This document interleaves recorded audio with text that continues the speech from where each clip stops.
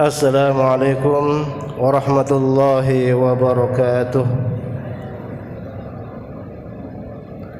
Alhamdulillah rabbil alamin, wassalatu wassalamu ala rasulillah wa ala alihi wa ashabihi wasallam wa man tabi'ahum bi ihsanin ila yaumil qiyamah, amma ba'd. Qala Allah ta'ala: يا أيها الذين آمنوا اتقوا الله حق تقاته ولا تموتن إلا وأنتم مسلمون. وقال رسول الله محمد صلى الله عليه وسلم: فإن أصدق الحديث كتاب الله وخير الهدى هدى محمد صلى الله عليه وسلم وشر الأمور محدثاتها وكل محدثة في الدين بدعة وكل بدعة ضلالة وكل ضلالة في النار، أما بعد. Ma'asyiral muslimin, jamaah salat Isya dan dilanjutkan dan salat tarawih yang dirahmati oleh Allah Subhanahu wa taala. Alhamdulillah, segala puji bagi Allah Subhanahu wa taala atas segala limpahannya, nikmat serta rahmatnya yang Allah berikan kepada kita, sehingga dengan nikmat tersebut alhamdulillah kita masih dapat berhadir melaksanakan salat tarawih, salat Isya berjamaah dan dilanjutkan dengan salat tarawih. Mudah-mudahan ini merupakan salah satu anugerah yang Allah berikan kepada kita semua. Hadirin yang dimuliakan Allah Subhanahu wa taala, ada sebuah pepatah ulama mengatakan, semakin seringnya interaksi seseorang, maka akan semakin hilang rasa sensitifnya. Maksudnya apa? Ya. Maksudnya bahwa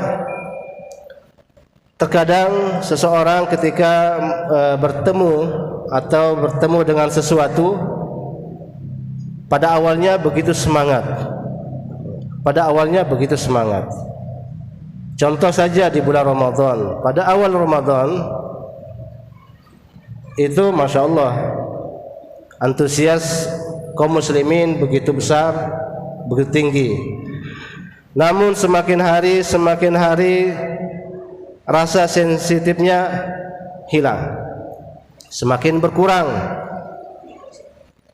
Sebagai contoh, contoh kedua, ketika kita berangkat ke Masjidil Haram, kita melaksanakan umroh atau haji, pertama kali kita berhadapan dengan Ka'bah, itu seakan-akan rasanya kita tidak ingin meninggalkan Ka'bah. Itu pada hari yang pertama, inginnya apa? Di depan Ka'bah terus menerus.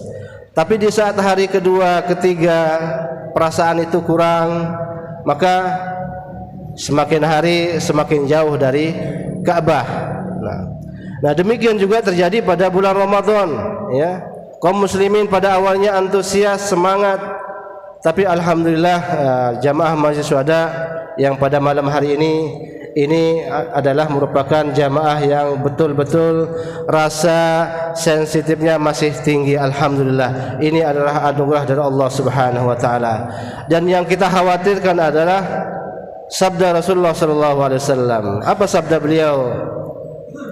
Ragima anfu rajulin dakhala alaihi Ramadan falam yughfar lah. Celaka. Nah, ini Rasulullah langsung mendoakan celaka. Bagi siapa?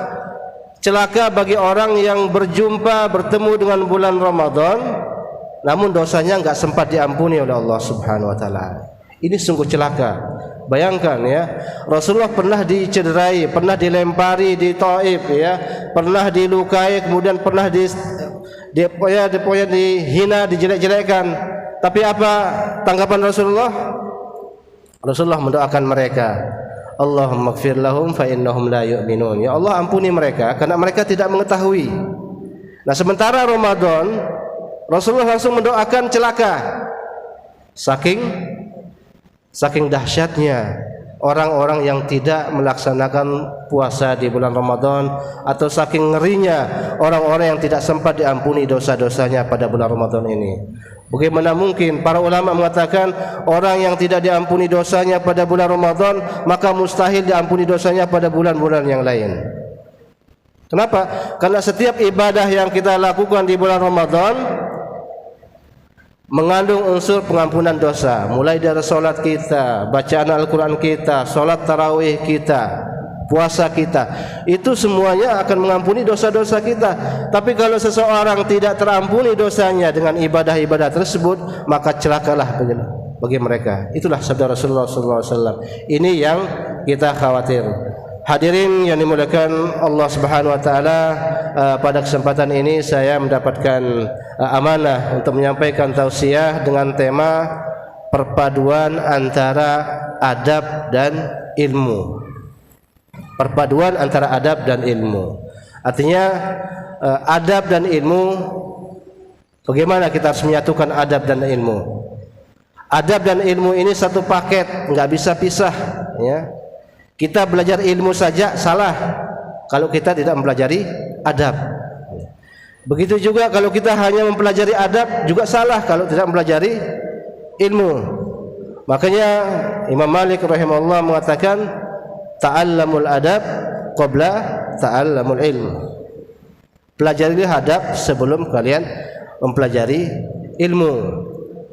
Makanya ada sebagian di antara saudara-saudara kita, ya, yang sehari-harinya belajar hadis, belajar fikih, belajar tafsir, belajar akidah, ya. Tapi terkadang sering dan suka menyalahkan ibadah-ibadah yang pada dasarnya adalah perbedaan masalah ijtihad saja. Nah, kenapa sampai ada seperti itu? Mungkin karena kurang mempelajari adab.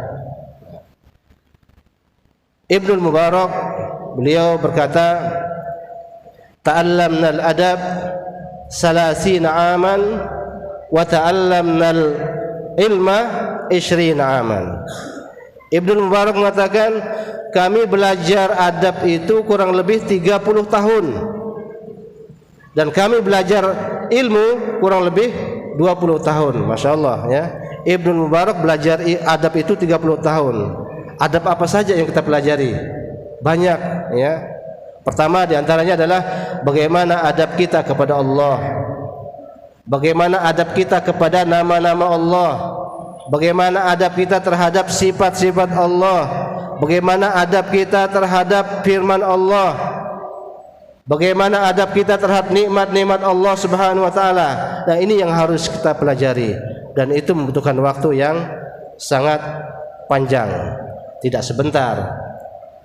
Makanya sebagian di antara saudara kita lebih fokus kepada fikih, hadis, tafsir, akidah, ya.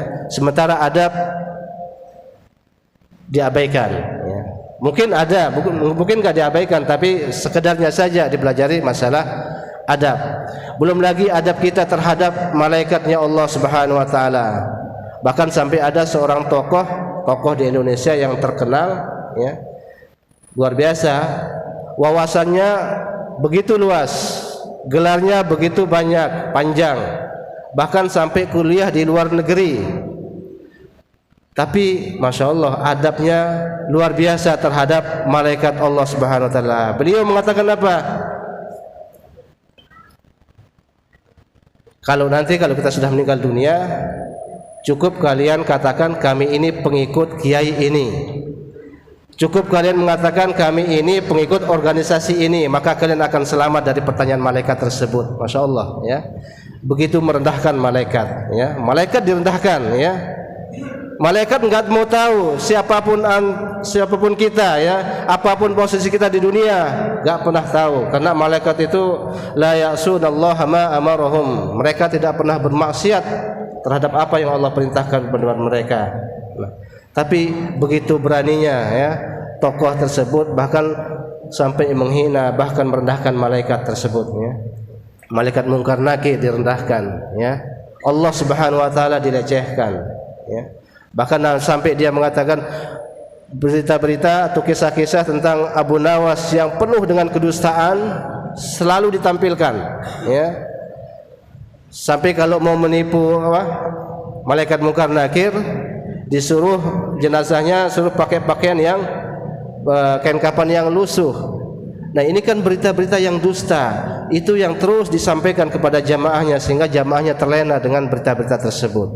Nah, ini. Jadi seorang tokoh yang memiliki ilmu yang luas, kemudian memiliki gelar yang panjang, kemudian kuliah di luar negeri, maka karena dia tidak memiliki adab dan akhlak yang baik, maka dia akan selalu meremehkan dan merendahkan Allah Subhanahu wa taala.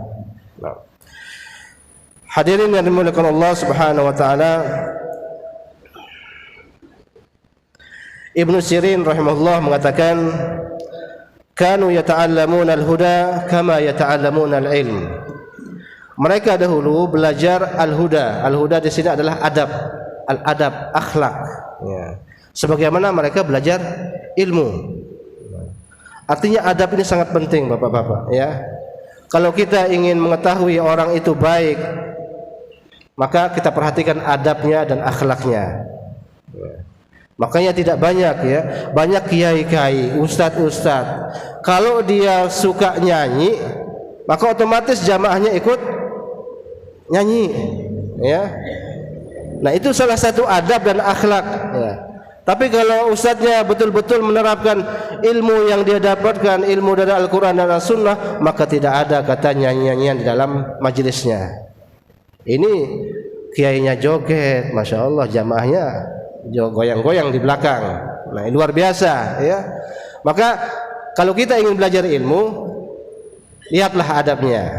Makanya Imam Malik ketika dia berangkat ingin belajar ilmu, langsung ditegur sama ibunya. Dipanggil Imam Maliknya waktu kecil, kamu kesini dulu, kamu pakaiannya pakai pakaian yang rapi, pakai surban, ya, dengan wangi-wangian yang semerbak, lalu kamu berangkat ke gurumu, dan yang pertama kali kamu pelajari adalah adabnya, baru kamu pelajari ilmunya. Ini pesan ibunya Imam Malik kepada Imam Malik sendiri. Pelajari adabnya dulu, baru kamu pelajari ilmunya. Nah, luar biasa pesan ibunya Imam Malik rahimahullah.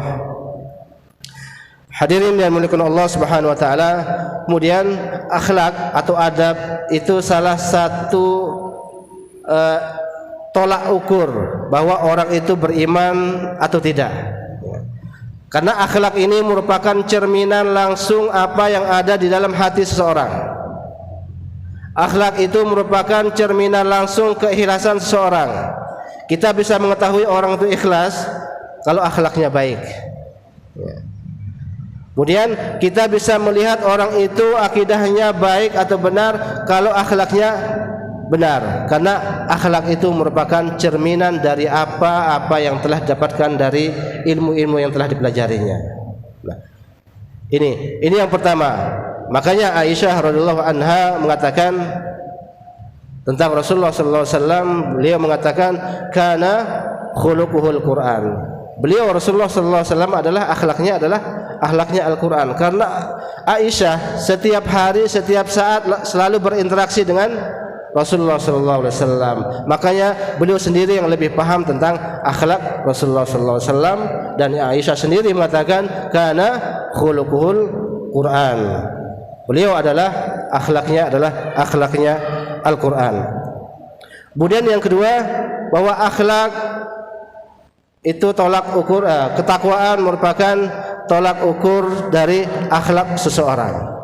Rasulullah sallallahu alaihi wasallam bersabda, ittaqillaha haitsuma kunta wa atbi'is sayyi'atal hasanata tamhuha wa khaliqin nasa bi khuluqin hasan. Bertakwalah kepada Allah Subhanahu wa taala dimanapun kalian berada, wa atbi'is sayyi'atal hasanah, ikuti keburukan itu dengan perbuatan baik. Ikuti keburukan itu dengan perbuatan baik, maka keburukan kita akan diampuni oleh Allah Subhanahu wa taala. Wa atbi'is sayyi'atal hasanata tamhuha wa khaliqin nasa bi khuluqin hasan, dan pergaulilah manusia dengan akhlak yang baik. Nah, ini Allah sandingkan antara takwa dengan akhlak yang baik. Di dalam hadis lain Rasulullah bersabda,